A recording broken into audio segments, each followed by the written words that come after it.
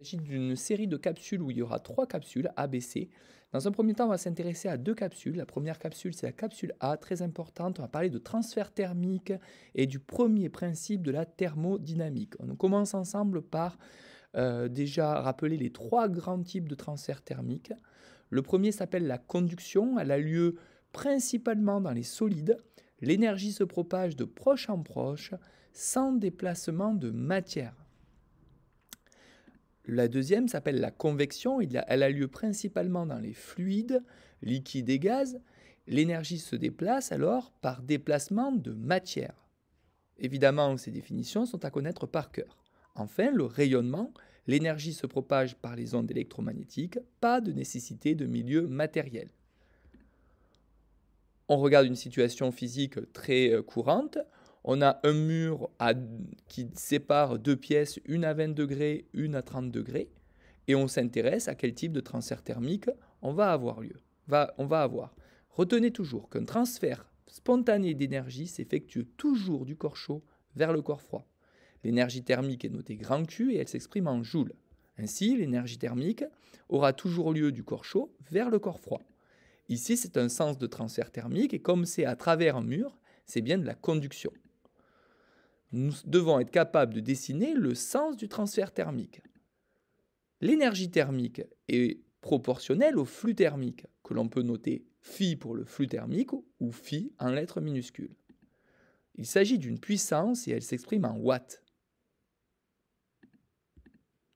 Retenez que l'énergie thermique est donc proportionnelle au flux fois la durée, puisque l'énergie thermique c'est des joules, le flux c'est des watts, et la durée c'est en secondes. Par définition, le flux thermique s'exprime donc, dans le cadre de la conduction seulement, comme étant la variation de la température sur la résistance thermique. Ainsi, vous retenez bien la formule suivante, le flux thermique c'est égal à la variation de température variation de température en Kelvin. Je rappelle qu'une variation de température en Kelvin, c'est la même chose qu'une variation de température en degrés. En effet, si j'élève la température d'une pièce de 20 degrés à 25 degrés, la différence, la variation de température, c'est bien 5 degrés ou encore 5 Kelvin. La résistance thermique s'exprime en Kelvin par watt. Retenez que plus la résistance thermique d'un matériau est grande, plus le matériau sera isolant. Cela se comprend assez bien puisque si l'isolant a une épaisseur importante, la résistance thermique sera grande. De plus, si la surface est importante, il est difficile d'isoler un corps. Ainsi, cela s'appelle la résistance thermique. Ça s'appelle la conductivité thermique d'un matériau. C'est ce qu'on peut retrouver notamment. On peut retrouver 2 informations quand on achète des matériaux dans des grands magasins de bricolage. On peut retrouver soit la résistance thermique, soit directement la conductivité thermique du matériau. Évidemment, plus RTH est grand, plus le matériau est isolant. Plus lambda est faible, plus le matériau est isolant. S s'appelle la surface du matériau et E l'épaisseur du matériau. Plus la conductivité thermique d'un matériau est petite, plus le matériau est isolant.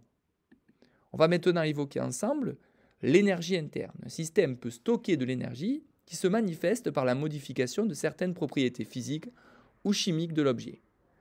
Ainsi, la variation de température, le changement d'état, la déformation. L'ensemble de toutes ces formes d'énergie est regroupé sous la dénomination de l'énergie interne, notée grand U. Grand U s'exprime en joules. Je rappelle que ce qui différencie 2 verres d'eau, 1 à 20 degrés et 1 à 25 degrés, c'est tout simplement leur énergie interne. L'énergie interne correspond à la contribution de toutes les énergies microscopiques, c'est-à-dire énergie cinétique, c'est-à-dire agitation moléculaire ou atomique, ou encore l'énergie potentielle électrostatique, c'est-à-dire liée aux interactions électriques entre elles.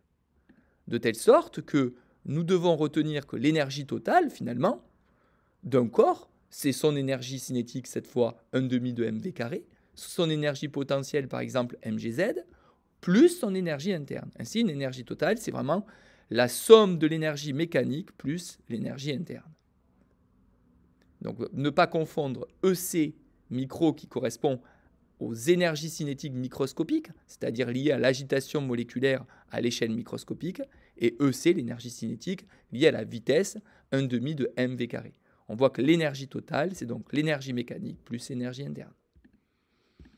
Retenez que si un système est dans un état condensé, c'est-à-dire liquide ou solide, à un changement à un changement de température delta-θ, on associe une variation d'énergie interne. Ainsi, la variation d'énergie interne est toujours égale à la masse fois la capacité thermique du corps fois la différence de température θ finale moins θ initiale, qu'on peut réécrire sous la forme m fois c fois delta-θ.